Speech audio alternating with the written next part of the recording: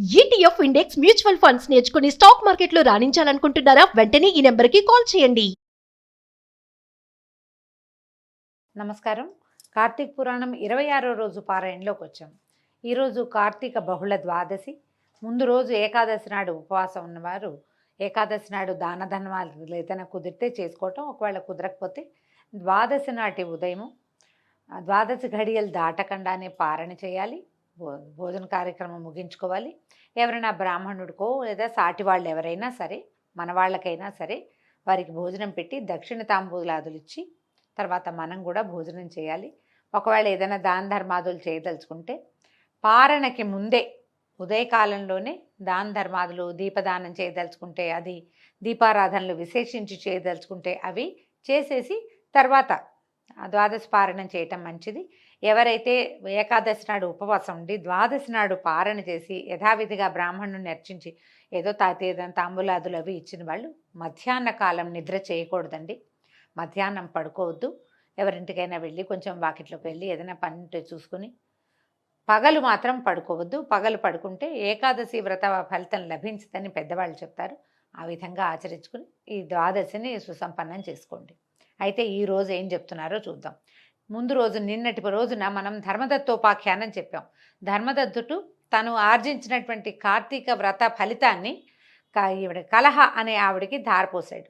ఆమెని విష్ణు పార్షదులు తీసుకెళ్ళిపోతూ ఉండగా అయితే ఇవన్నీ విష్ణుగణాలని అడిగాడనమాట. ఎట్లా ఏమిటి అని అడిగేసరికి వాళ్ళు చెప్పారు, నాయన నువ్వేం బెంగపెట్టుకోక, నువ్వు కూడా వైకుంఠానికి వెళ్తావు, ఆమె వైకుంఠానికి వెళ్తుంది, తదుపరి జన్మలో తర్వాత రాగల కాలంలో నువ్వు దశరథుడిగా పుడతావు, ఈమె కైకేయిగా జన్మిస్తుందని వాళ్ళు చెప్పింది విన్నటువంటి ఈ కథంతా విని విషయం విన్నటువంటి ధర్మదత్తుడు విస్మృత చేష్టుడు విస్మయరూపుడు అయిపోయి పునః వారికి దండవత్తుగా ప్రణామం ఆచరించి, ఓ విష్ణు స్వరూపులారా, ఈ జనానీకమంతా అనేకానేక క్రతువ్రత దానాల చేత ఆ కమలనాభుణ్ణి సేవించుకుంటూ ఉన్నారు.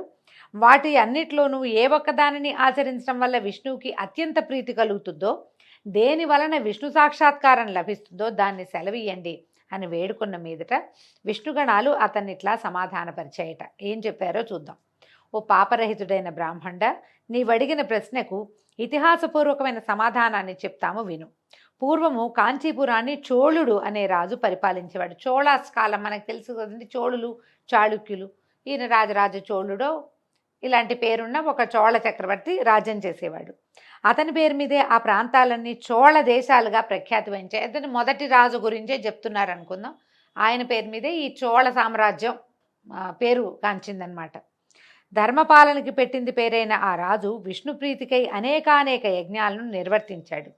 అతని యజ్ఞాలకై నిర్మించబడిన బంగారపు యూపస్తంభాలతోటి తామ్రపర్ణి యొక్క 2 తీరాలు కూడా కుబేర ఉద్యానవనాలైనటువంటి చైత్రరథాల వల్లే ప్రకాశించేవి. యూపస్తంభాలంటే యజ్ఞంలో ఒక స్తంభాన్ని పాతి పెడతారండి, యజ్ఞం చేసిన దానికి గుర్తు. ఆ యూపస్తంభానికే యజ్ఞ పశువుని కట్టి యజ్ఞానికి కావలసిన బలి కార్యక్రమాదులన్నీ నిర్వహిస్తారట. ఈ సూర్యవంశ క్షత్రియుల కాలంలో కూడా అలాగే ఎన్నో యూపస్తంభాలు వేశారని చెప్తారు.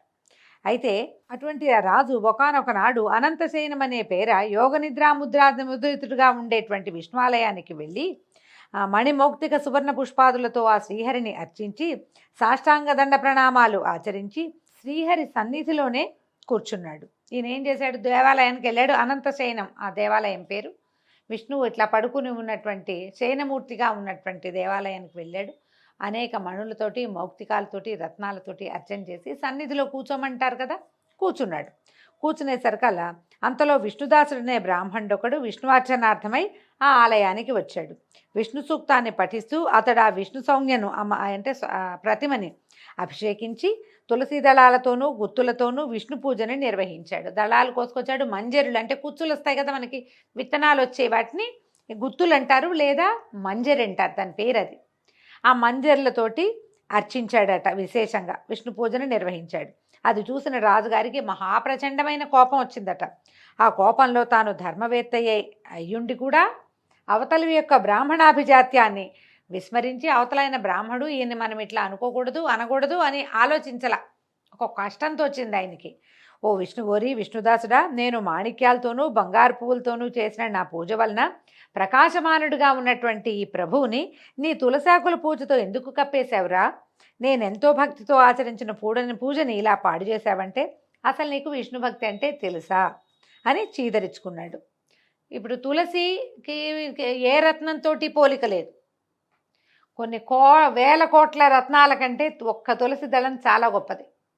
కానీ రాజుకి ఆ రకమైన ఆలోచన లేదు. నేను అద్భుతమైన పూజను సమర్పించాను, మణులు రత్నాలు పెట్టి బంగార పువ్వులు పెట్టి పక్కన దీపాలు పెడితే ఆ దీపాల వెలుగులో స్వామివారి సౌమ్య ఆ ప్రతిమా విశేషం చాలా మెరిసిపోతోంది. ఎప్పుడైతే ఇవన్నీ పక్కకు తొలగించి దాని మీద పక్క తొలగించపోయినా పైన పత్రాలును మంజరలతో కప్పేశాడు ఆయన. ఇక వెలుగు లేదు. దాంతో కష్టంతోచి అడిగాడు. దాంతో ఈ బ్రాహ్మణుడి కూడా చాలా కోపం వచ్చిందట.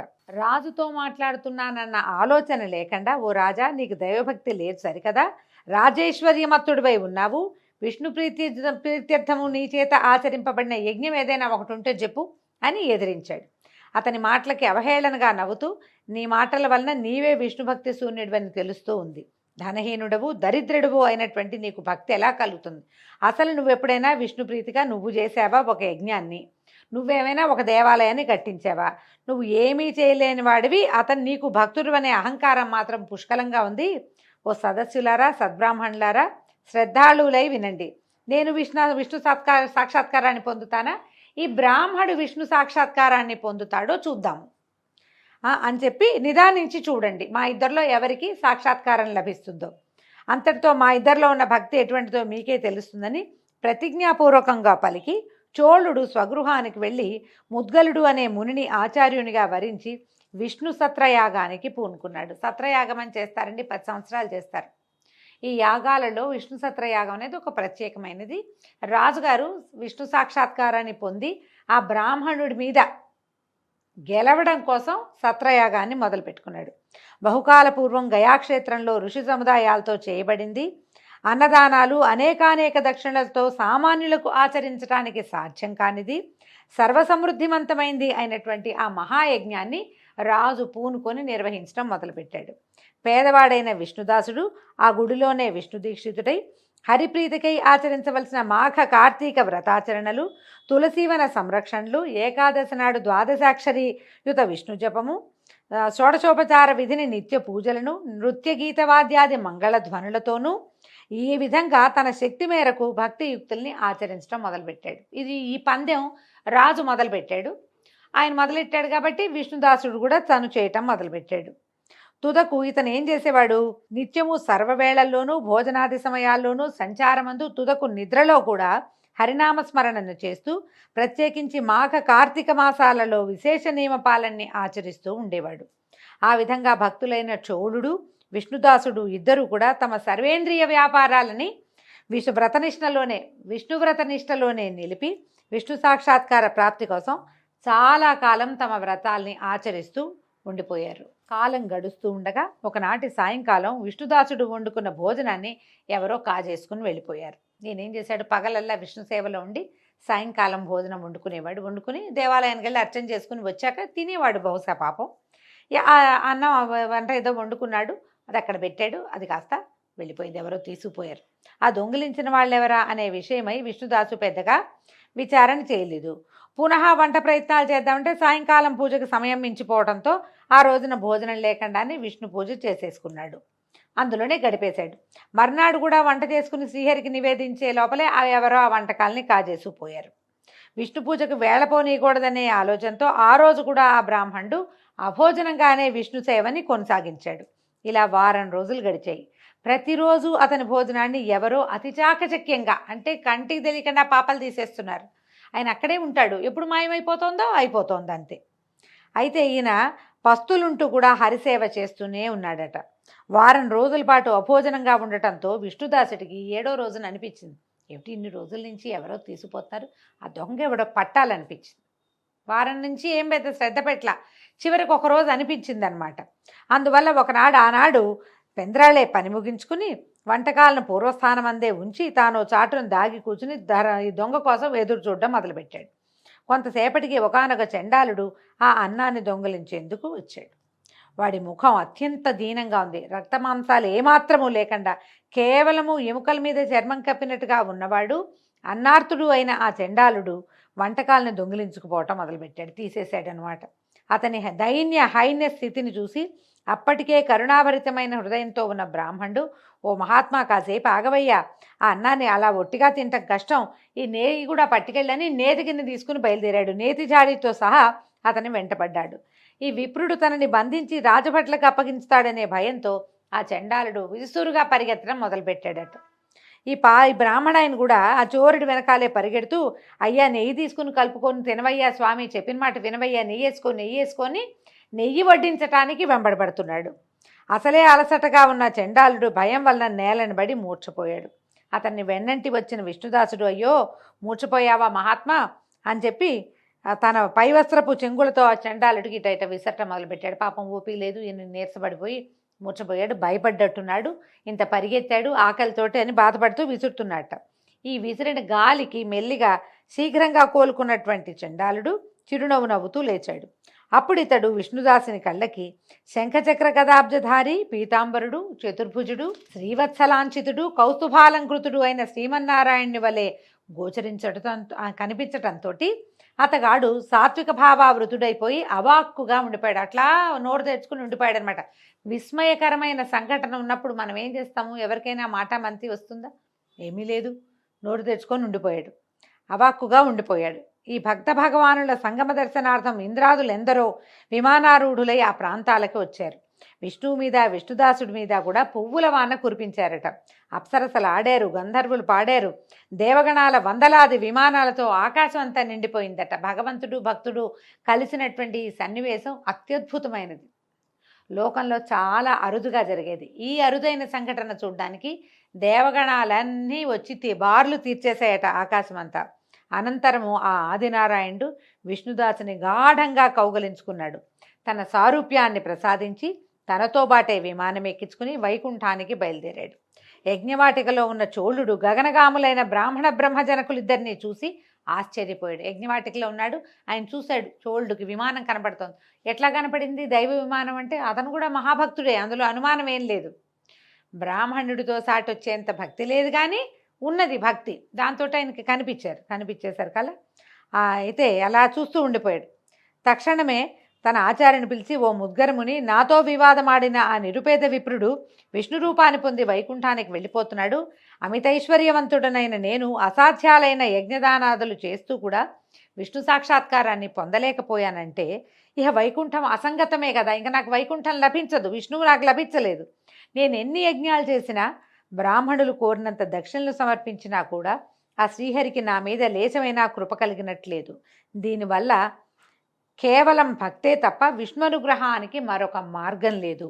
ఈ యజ్ఞయాగాది కర్మకాండలని అనవసరమని భావిస్తున్నానని చెప్పాడు. పాపం చెప్పాడు, బాల్యం నుంచి యజ్ఞదీక్షలోనే ఉండటం వల్ల నిస్సంతుడైన ఆ రాజు తన సింహాసనం మీద తన మేనల్లుడికి స్వయంగా పట్టాభిషేకం చేశాడు. ఎంతకాలం నుంచో సత్రయాగం చేస్తూ యంగ్గా ఉన్నప్పుడు, అంటే యుక్త వయసు నుంచి అక్కడే ఉన్నాడు. ఆయనకి మేనల్లుడు ఉంటే ఆ మేనల్లుడికి సింహాసనం ఇచ్చేశాడు. అయితే అప్పటి నుంచినట ఏగో తస్మాత్ అధ్యాపిత దేశే సదా రాజ్యాంశభాగిన స్వశ్రియా ఏవ జాయంతే తత్కృత విధివర్తిన. అప్పటి నుంచి చోళ దేశాలలో మేనల్లుళ్ళే రాజులవుతున్నారట. అవునో కాదనండి, పురాణంలో అయితే ఇలాగే చెప్తున్నారు. చోళ దేశాల్లో రాజ్యాధికారాన్ని పొందటంలో రాజుల మేనల్లుళ్ళే కర్తలవుతూ వచ్చారు. అనంతరము చోళుడు యజ్ఞహోమగుండం దగ్గరికి చేరి, ఓ శ్రీహరి, త్రికరణ శుద్ధిగా నీ అందలి భక్తిని నా యందు సుస్థిరం చేయి తండ్రి అని ప్రార్థించి సమస్త సదస్యులు చూస్తుండగా అగ్నిప్రవేశం చేసేసాడు. ఏంటంటే ఇది పోటీ కోసం చేయలేదండి, అతనికి ఏదో లభించింది నాకు లభించాలని కాదు, అతనికి లభించినంత జ్ఞానం నాకు లేదని తెలుసుకున్నాడు. అతనంత భక్తిపరుణ్ణి నేను కాను, నేను చేసే ఈ క్రియా కర్మకాండ కంటే కూడా భక్తి చాలా ఎక్కువైనది అని గ్రహించి ఇంకా ఈ జీవితం నిరర్థకమని భావించి అగ్నిప్రవేశం చేశాడు. అది చూసి క్రుద్ధుడైన ముద్గలుడు తన శిఖను పెరిగి వేసుకున్నాడు. అది మొదలుగా ఆ గోత్రం ఈనాటికి కూడా విశిఖగానే వర్ధిల్లుతోంది. ముద్గలుడనేటువంటి ఆచార్యుడు ఈయనతోటి యజ్ఞం చేయిస్తున్నవాడు తన శిఖని వెనకాల ఇది పెట్టుకుంటారు కదా, పిలకనమ్మ అనాలి. తెలుగులో ఇలాంటి పదం వాడకూడదండి. మనం ఎవరి గురించైనా బ్రాహ్మణుల గురించి, పెద్దవాళ్ళ గురించి ఇలా కథల్లో చెప్పేటప్పుడు కూడా శిఖ అని చెప్పాలి. శిఖ కాదండి, శిఖ. ఈ శిఖని లాగేసుకున్నాడట, తలంతా నెత్తురుమైపోయింది. కానీ ఆయన గోత్రం ఇప్పటికీ కూడా విశిఖ పేరుతోటి ఒక గోత్రం నడుస్తోంది. అయితే హోమగుండంలో ప్రవేశించిన రాజుని అగ్నిలోంచి ఆవిర్భవించిన శ్రీహరి ఇట్లా పట్టుకున్నాడట, ఆదుకొని ఆ చోళుని ఆలింగనం చేసుకుని అతనికి కూడా సారూప్యాన్ని అనుగ్రహించి అక్కడి వారందరూ ఆశ్చర్యంగా చూస్తుండగా తనతోటి వైకుంఠానికి తీసుకెళ్ళిపోయాడు. ఓ ధర్మదత్త, అలనాడు ఈ విధంగా ఆ శ్రీహరి ఇటు విష్ణుదాసుని అటు చోళుని కూడా అనుగ్రహించి సాక్షాత్కారం ఇచ్చి తన వైకుంఠ ద్వారపాలకులుగా చేసుకున్నాడు. కాబట్టి ఓ విప్రుడా, విష్ణు అనుగ్రహానికి విష్ణు సాక్షాత్కారానికి 2 విధాలుగా ఉన్న ఒకే ఒక మార్గము భక్తి మాత్రమే. కర్మకాండలు ఎన్ని చేసినా, ఎన్ని పువ్వులు పెట్టాం, ఎంత తెచ్చాం, ఎంత ప్రసాదాలు చేసాం కంటే కూడా భక్తి, ఎంత మనసు భగవంతుని యందు ఉంచాము, ఎంత శ్రద్ధ భగవంతుని మీద ఉన్నది అనేదే అత్యంత ముఖ్యమైనది. ఆత్మజ్ఞానము ఒకటి, ఆత్మజ్ఞానం రెండోది ఆత్మార్పణము అని విష్ణుదత్తుడికి బోధించి విష్ణు పార్షదులు మౌనం వహించారు. దీంతో 26వ రోజు పారాయణ పూర్తయిందండి. రేపు ఉదయం 27వ రోజు పారాయణలో మళ్ళీ కలుసుకుందాము. నమస్కారం.